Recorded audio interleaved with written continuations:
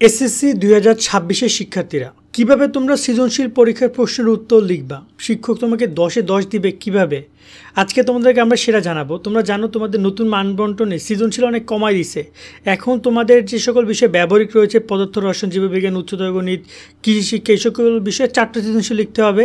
আর বাংলা, গণিত, তারপর হচ্ছে যে তোমাদের সমাজ বিজ্ঞান এবং যে সকল সাবজেক্টে ব্যবহারিক নেই সেখানে তোমাদেরকে 5টা সৃজনশীল লিখতে হবে। আগে কিন্তু এটা ছিল না, আগে ছিল হচ্ছে 7টা লিখতে হবে এবং 5টা লিখতে হবে, আর এখন হচ্ছে 5টা এবং 4টা। এখন এই জায়গায় তোমাদেরকে আমরা আজকে পুরোপুরি এক্সপ্লেন করব এই যে তোমরা 5টা সৃজনশীল কীভাবে লিখবা 21 মিনিটে এবং 4টা সৃজনশীল 31 মিনিটে তোমরা কীভাবে এক্সপ্লেন করবা, কত লাইন লিখবা, কত পৃষ্ঠা লিখবা, কত মিনিট সময় ব্যয় করবা, কোন নাম্বারের জন্য, সব কিছু থাকছে এই ভিডিওতে। শেষ পর্যন্ত দেখো ভাইয়া, কারণ দেখো সৃজনশীল লেখার নিয়মগুলো তোমরা অনেকেই জানো না, যার কারণে দেখা যায় অনেক ভালো প্রিপারেশন থাকার পরও প্রপারলি অ্যান্সার না করার কারণে শিক্ষক তোমাকে নাম্বারও দিবে না। এসএসসি 2026 শিক্ষার্থীরা, তোমাদের জন্য আমরা চালু করেছি মধ্যবিত্তের শেষ ভরসা টার্গেটেড প্লাস কোর্স মাত্র 150 টাকায়। যারা কিনা অনেক টাকা দিয়ে কোর্স কিনতে পারো না, তাদের 150 টাকার কোর্সই সবকিছু পেয়ে যাবা। সকল বিষয়ে তোমাদের সাজেশন প্রদান করা হবে পিডিএফ আকারে। এছাড়া বাংলা প্রথম পত্র, দ্বিতীয় পত্র, গণিত এবং আইসিটি 5 থেকে 600 এমসিকিউ এর একটা শীট পাবা সম্পূর্ণ ফ্রিতে। এছাড়া পরীক্ষার 8 দিন পর্যন্ত সকল গাইডলাইন, সব ইনফরমেশন তোমাদেরকে সরাসরি আমি প্রোভাইড করব, তাই কোনো ইনফরমেশন মিস যাবে না তোমাদের কাছ থেকে। যে শর্টকাট নিয়মগুলো আছে সেগুলো শেখানো হবে এই কোর্সের মধ্যে। তাই দেরি না করে এখনই যুক্ত হয়ে যাও আমাদের টার্গেট এ প্লাস কোর্সে, এবং তুমি নিচের দেওয়া নাম্বারে 150 টাকা বিকাশ থেকে সেন্ড মানি করবা। তারপর তুমি তাকে জানাও তুমি কোন নাম্বার থেকে পেমেন্ট করেছো, তোমাকে কোর্স লিংক দিয়ে দেওয়া হবে এবং তোমাকে ফেসবুক গ্রুপ, হোয়াটসঅ্যাপ গ্রুপে যুক্ত করানো হবে। তাই সম্পূর্ণ ভিডিও দেখো এবং এই ভিডিওটি অবশ্যই শেয়ার করে রাখো তোমার টাইম লাইনে, বন্ধু বান্ধবদেরকে জানিয়ে রাখো। যারা আমাদের চ্যানেলে নতুন আছো, ফেসবুক পেজে নতুন আছো, তারা আমাদের চ্যানেল সাবস্ক্রাইব করো, ফলো দিয়ে রাখো, কারণ সামনে তোমাদের পরীক্ষা নিয়ে অনেক আপডেট আসতে যাচ্ছে। এরপরে আমরা তোমাদের সংক্ষিপ্ত প্রশ্ন লেখার নিয়ম এবং এমসিকিউ লেখার নিয়ম নিয়ে ভিডিও করব। তোমরা কারা সেই ভিডিওগুলো দেখতে চাও বা চাও তারা অবশ্যই কমেন্টে আমাদেরকে জানাও, আর বেল আইকন বাজিয়ে রাখবে যাতে করে ভিডিও আপলোড করার সাথে সাথে তোমার কাছে তার নোটিফিকেশন যায় এবং তুমি ভিডিওটা দেখতে পারো, তোমার দরকারি ভিডিওটা। তো এবার যদি আমরা কথা বলি, একটা সৃজনশীল প্রশ্ন তোমরা লক্ষ্য করো যে ক, খ, গ, ঘ 4টা পয়েন্ট থাকে, বাট এটাকে আমরা যেটাকে বলি যে একটার নাম হচ্ছে ককে বলা হয় জ্ঞানমূলক, অনুধাবনমূলক বলা হয় খকে, আর প্রয়োগমূলক বলা হয় গ নম্বরকে, এবং উচ্চতর দক্ষতা বলা হয় ঘ নম্বরকে।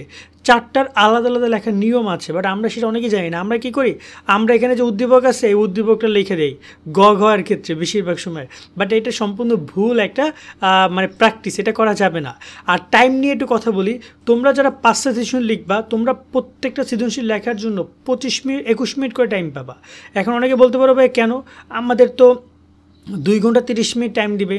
তো তোমার এখানে আমি সৃজনশীল নিয়ে কথা বলছি, তোমার কিন্তু এই 5টা সৃজনশীলের সাথে তোমাকে কিন্তু সংক্ষিপ্ত প্রশ্ন লিখতে হবে প্রায় 20 মার্কের জন্য 10টা। সো ওইখানে তোমার প্রায় 40 মিনিট টাইম দিতে হবে।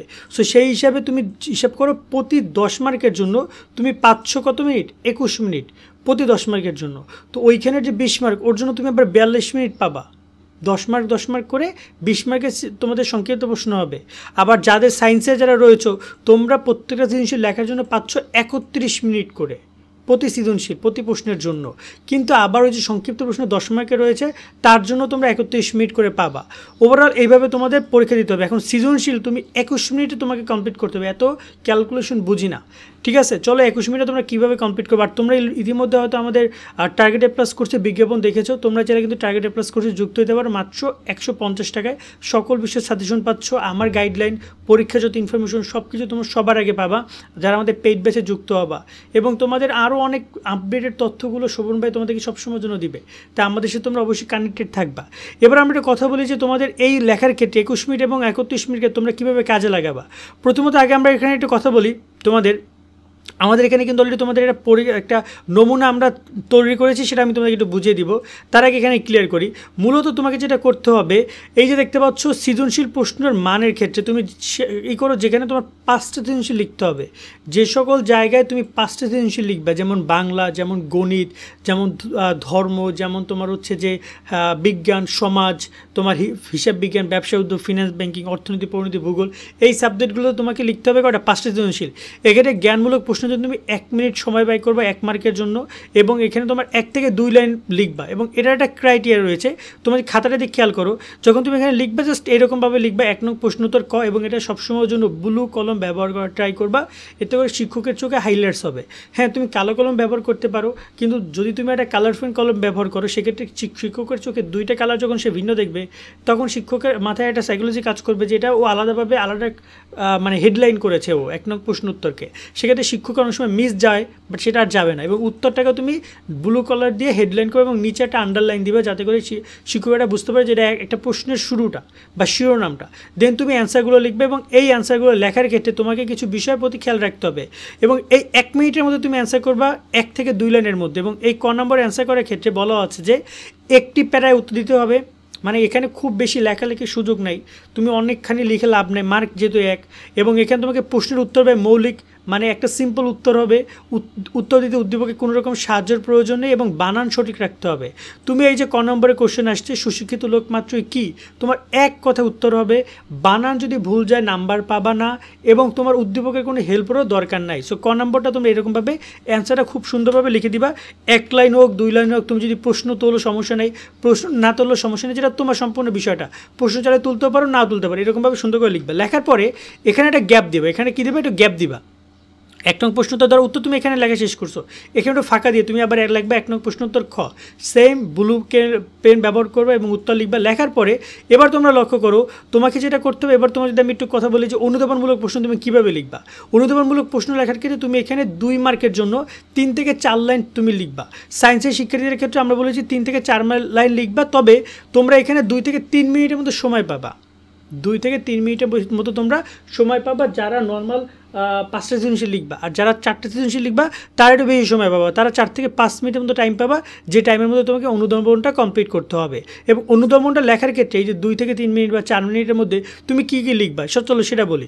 এটা হচ্ছে 2 প্যারা উত্তর দিতে হবে। প্যারা 2টা কী কী, একটা নাম হচ্ছে তোমার এখানে এই যে দেখতে পাচ্ছ আমি লিখে দিয়েছি 2টা প্যারা। 1 নম্বর প্যারার নাম হচ্ছে জ্ঞানমূলক, 2 নম্বর প্যারার নাম হচ্ছে অনুধাবনমূলক। জ্ঞানমূলক প্যারা কি, এই যে দেখতে পাচ্ছ এখানে বলেছে মনের হাসপাতাল বলতে কী বোঝায়, মনের হাসপাতাল বলতে কী বোঝায়। তো তুমি আগে লেখো হাসপাতাল বলতে কী বোঝায়, বা মনের হাসপাতাল বলতে এখানে তোমার হালকা করে লেখো যে কী বোঝায়। মনের হাসপাতাল বলতে আমরা যে বলছি মানসিক যে বিষয়গুলো রয়েছে এই বিষয়গুলো নিয়ে আমরা ছোট্ট করে একটু কথা বলবো। এবং খ নম্বরে যে পার্টটা রয়েছে সেই খ নম্বর পার্টে আমি মনের হাসপাতাল বলতে কী বোঝায় সেটার ব্যাখ্যা দিব। এখন এই জায়গায় আমি চেষ্টা করবো 1 লাইন কিংবা 2 লাইনে লেখার, এবং পরবর্তীতে প্যারা যে 2টা রয়েছে এখানে আমি চেষ্টা করবো 3-4 লাইন লেখার, ঠিক আছে। এবং আমরা এখানে এই জন্য বলেছিলাম তোমরা এই যে জ্ঞানমূলক যেটা রয়েছে 3 থেকে 4 লাইনের মধ্যে শেষ করবা। 1 লাইন থাকবে তোমার জ্ঞানমূলক, আর বাকি 3 থেকে 4 লাইন থাকবে তোমার কিসে, অনুধাবনমূলক। এবং এখানে ব্যাখ্যা চাওয়া হয় বেশিরভাগ সময়, উদ্দীপকের কোনো দরকার নেই। উত্তরপত্রের প্রথম অংশে থাকবে প্রশ্নের জ্ঞান, আর হচ্ছে দ্বিতীয় প্যারায় থাকবে অনুধাবন। মানে তোমরা এখানে যখন প্যারা প্রথম লিখবে তখন তুমি জ্ঞানমূলক লিখে দিবা যে মনের হাসপাতাল বলতে এইটা বোঝায়, পরবর্তীতে কেন বোঝায় সেটা তুমি ব্যাখ্যাটা এই দ্বিতীয় প্যারায় এক্সপ্লেন করবে। এবং প্রথম প্যারার যখন অ্যান্সার তুমি লিখবা, ধরো যে এই তুমি অ্যান্সার লিখছো বা এইখানে তোমার অ্যান্সার লেখা শেষ হয়েছে, তখন মাঝখানে এই জায়গাটা একটু ফাঁকা দিবা, ফাঁকা দিয়ে আবার দ্বিতীয় প্যারা এখান থেকে লেখা শুরু করবা, ঠিক আছে। এভাবে তুমি একটু ফাঁকা দিয়ে প্যারাগুলো লিখলে শিক্ষকও বুঝতে পারবে। পরীক্ষা আবার এই প্যারা শব্দটা আবার লিখতে যাও না, ক্লিয়ার। দেন এবার আসি যে 3 থেকে 4 লাইন অনুধাবন অংশটি ব্যাখ্যা লিখতে হবে, এবং মোট 6 থেকে 8 লাইন লেখার মানে উপরে লেখা দরকার নেই, 6 থেকে 8 লাইন পর্যন্ত তুমি লিখতে পারো। বা তোমার একটা প্রশ্ন যখন তুমি শুরু করবে একটা লেখা, তখন তোমার একটা ফ্রেশ পেজ থেকে শুরু করছো, তখন প্রথম পৃষ্ঠায় এবার লেখার পরে প্রথম পৃষ্ঠায় তুমি ক এবং খ লিখবা। যদি তোমার এখানে একটু জায়গা ফাঁকা থাকে, দেখতে পাচ্ছ যে আর জায়গা ফাঁকা আছে কিন্তু তোমাদের সময় নেই, সেক্ষেত্রে স্কিপ করো। ফাঁকা জায়গাতে তোমাকে পূরণ করতে হবে তা না, তুমি এইটুকুই যে দেখতে পাচ্ছ এই থেকে এই পর্যন্ত তুমি লিখেছো, এখানে এইটুখানি জায়গা ফাঁকা আছে, এই ফাঁকা থাকা মানে এই না যে তোমাকে এখানে লিখে দিতে হবে না তো শিক্ষক মার্ক দেবেন, এমন কোনো কিছু না। অনেক সময় মনে হয় এমনটা, বাট এরকম কোনো কিছুই নয়, ঠিক আছে। এবার আসি গুরুত্বপূর্ণ বিষয়, সেটা হচ্ছে প্রয়োগমূলক নিয়ে কথা বলতে। প্রয়োগমূলকের মার্ক কত, প্রয়োগমূলকের মান হচ্ছে 3, যেখানে তোমাকে মোটামুটি 6 থেকে 7 মিনিট এবং 8 থেকে 10 লাইন লেখার দরকার হইতে পারে। এবং এই প্রয়োগমূলক লেখার ক্ষেত্রে তুমি কী করতে পারো, এবং যারা সায়েন্সে রয়েছে তারা এখানে 8 থেকে 10 লাইন লিখবা, 10 থেকে 12 মিনিট সময় পাবা। যেহেতু থিওরিক্যাল বিষয় থাকে তোমাদের, সেক্ষেত্রে তোমরা একটু সময় বেশি লাগতে পারে। এবং প্রয়োগমূলক লেখার ক্ষেত্রে 3টা প্যারায় উত্তর দিতে হবে। মূলত উদ্দীপকের সাথে অধ্যায়ের পার্থক্য চাওয়া হয়। প্রথম প্যারায় জ্ঞানমূলক প্রশ্ন থাকবে, আমি ক্লিয়ার করি। চলো আমরা প্রয়োগমূলক দিকে, এটা হচ্ছে গ এর ক্ষেত্রে তুমি এরকম প্রশ্ন 1 নং প্রশ্ন তো গ লিখবা, দেন উত্তর লিখবে। এখানে প্যারা 1-এ তুমি কী করবা, প্যারা একে তোমার এখানে উদ্দীপকের সাথে পার্থক্য চাইবে। প্রথম প্যারায় তুমি প্রশ্ন সম্পর্কে উত্তরদাতার জ্ঞান দিবা। যেমন এখানে যদি বলা হয়েছে উদ্দীপকের সঙ্গে বই পড়া প্রবন্ধের কোন দিকের সঙ্গে সাদৃশ্য ব্যাখ্যা রয়েছে, তুমি এখানে দুইটা জিনিস করতে পারো। একটা সরাসরি বলে দাও যে বই পড়া প্রবন্ধের এই দিকটার সাথে সাদৃশ্যপূর্ণ, একদম সরাসরি বলে দাও।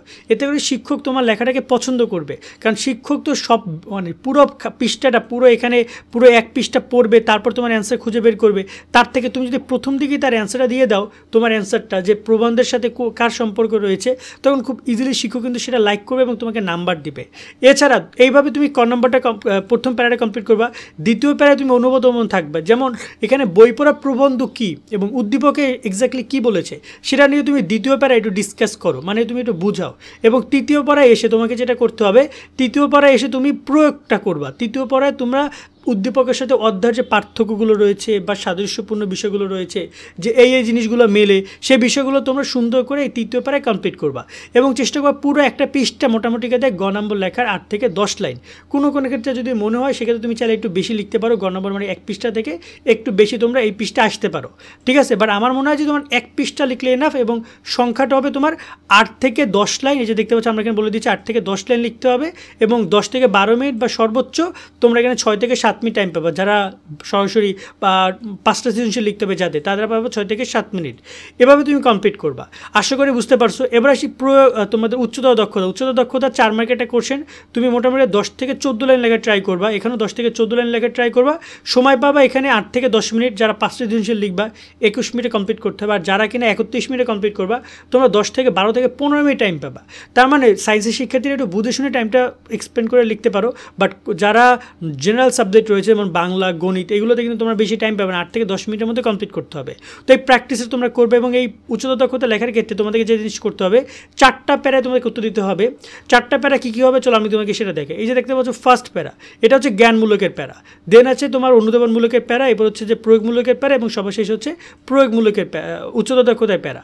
সেক্ষেত্রে তুমি যখন করবা, মূলত উদ্দীপকের সাথে কোন বিষয়ে যৌক্তিকতা রয়েছে সেই বিষয়গুলো তুমি এখানে ক্লিয়ার করবা। এক্ষেত্রে প্রথম প্যারা তুমি যেটা করবা, তুমি খেয়াল করো এখানে প্রথম প্যারা যদি আমরা প্রশ্ন দেখি, এখানে দেখতে পাচ্ছ উদ্দীপকের গণিমের মতো প্রেরণা পেলে শুভা গল্পের শুভার অবস্থা পরিবর্তন হতো।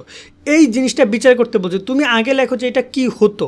তুমি এখানে যখন লিখতে যাবা প্যারা 1-এ, তখন তুমি তোমার জ্ঞানমূলকের মূল একটা ছোট্ট কথার মাধ্যমে তুমি উত্তরটা এক্সপ্লেন করার চেষ্টা করবে, এবং একটু মাঝখানে প্যারা দিয়ে 2 নম্বর প্যারায় তোমাকে লিখতে হবে। পরবর্তী প্যারায় তুমি তোমার অনুধাবন করবা যে আসলে এটা কতটুকু কাজ করবে, আসলে এটা মিলে কিনা বা অবস্থা পরিবর্তন হবে কিনা, সেটা নিয়ে তুমি একটু ব্যাখ্যা আলোচনা করবা 2 নম্বর প্যারায়। 3 নম্বর প্যারায় তুমি এটা নিয়ে আরও বিস্তারিত আলোচনা করবে, যেমন উদ্দীপকের সাথে তুমি এবার সাদৃশ্য, বৈসাদৃশ্য, পার্থক্য যে জিনিসগুলো রয়েছে, যে জিনিসগুলো মিলে যায়, যে জিনিসগুলো সমস্যা হইতে পারে, সেগুলো নিয়ে কথা বলবে। এবং তৃতীয় পর্যায়ে গিয়ে তুমি পুরো ব্যাপারটা আরেকবার সামারি করে ফেলবা। এরকমভাবে 4টা প্যারায় তুমি অ্যান্সারটা দিবা। ফার্স্ট প্যারা, সেকেন্ড প্যারা, থার্ড প্যারা এবং ফোর্থ প্যারা। এবং এক্ষেত্রে তুমি বলছিলাম যে আমরা 10 থেকে 12 লাইন পর্যন্ত লিখতে পারো। তবে দেখা যায় যে কোনো ক্ষেত্রে তোমার যদি সময় থাকে 1 পৃষ্ঠা থেকে 1.5 পৃষ্ঠা, মোটামুটি 1.5 পৃষ্ঠা তোমাকে লেখা লাগতে পারে। 4 মার্কের জন্য তোমাকে মিনিমাম 1.5 পৃষ্ঠা পর্যন্ত লেখা লাগতে পারে। সো তুমি সেভাবেই সুন্দর করে এক্সপ্লেন করবা তোমার পরীক্ষার বিষয়গুলো। এবং উচ্চতর দক্ষতা 1.5 থেকে 2 পৃষ্ঠার মধ্যে লেখা উচিত, এর বেশি লেখা উচিত না, কারণ তোমার মার্ক 4, এর বেশি তোমাকে প্রদান তারা করবে না। তো আশা করি তোমরা একটা পুরো আইডিয়া পাইছো যে কীভাবে তোমরা সৃজনশীলটা লিখবা। সৃজনশীল লেখার ক্ষেত্রে এই বিষয়গুলোর প্রতি খেয়াল রাখবা, এবং শিক্ষক কী চায় সে জিনিসটা একটা ছোট্ট করে বোঝো। শিক্ষক সবসময়ের জন্য প্রথম দিকে উত্তর চায়, সে অল্পতে উত্তর দেখতে চায়। তুমি অল্পতে উত্তর মানে এমন না যে তুমি বিস্তারিত লিখবে না, তবে দেখা যায় ঘর ক্ষেত্রে তুমি উত্তরগুলো শুরুর দিকে রাখবা, যাতে করে শিক্ষক পুরোটা না পড়ে। পুরোটা পড়লে দেখা যায় যে সে অনেকগুলো বানান ভুল পাবে, সে অনেকগুলো তোমার হচ্ছে যে তোমার ভুল ইনফরমেশন পেতে পারে, যার কারণে তোমার প্রতি তার ইম্প্যাক্ট নেগেটিভ হতে পারে। তোমার নাম্বার সে 4-এর জায়গায় 2 দিয়ে দিবে, 3-এর জায়গায় 1 দিয়ে দিবে। তাই সবসময়ের জন্য যদি তুমি প্রশ্ন উত্তর পারো, তাহলে সেটা উত্তরের প্রথম দিকে লিখে দিবা, প্রথম প্যারায় বা দ্বিতীয় প্যারায়, ঠিক আছে, কমপ্লিট করবা। আর পরে তুমি আস্তে আস্তে সেটা এক্সপ্লেন করো। সেখানে যদি ভুলও হয় শিক্ষক সেটা মেনটেন করতে পারে, শিক্ষক এমন হচ্ছে সেটা নাও পড়তে পারে। আশা করি তোমরা বিষয়গুলো বুঝেছো, এভাবে সৃজনশীলগুলো লিখবা। আর তোমাদের আরও অনেক গাইডলাইনমূলক ভিডিও পাবে, সেগুলো পেতে অবশ্যই আমাদের সাথে যুক্ত থাকবা। সকলে অনেক অনেক ভালো থাকবা। আল্লাহ হাফেজ।